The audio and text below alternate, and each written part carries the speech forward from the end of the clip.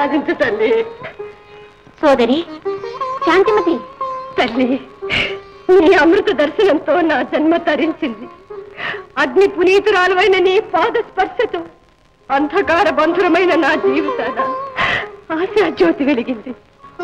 కష్టాలు తెలిసిన కరుణామయవి నీవే మమ్ము కాపాడాలి తల్లి.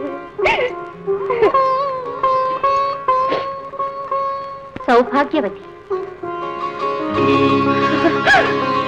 శాంతిమతి, నీ ఆందోళన నాకు తెలుసునమ్మా. నిరంతర రామనామ ధ్యాన తత్పరుడైన నా భక్తను నిరపరాధిని భరతుల వారు రామాజ్ఞ పేరిట బంధించి తోడ్కొని వెళ్ళారు.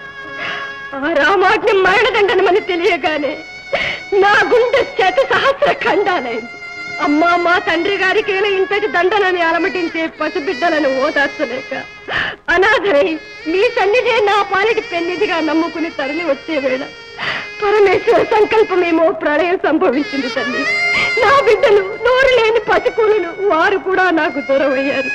అమ్మా, ఏమిటి పరీక్ష? నా భర్త నిరపరాధి తల్లి, నిరపరాధి. విచారించకమ్మా.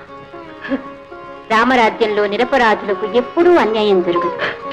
ప్రభు నిర్ణయం ఎన్నడూ నిర్దోషులను దండించదు.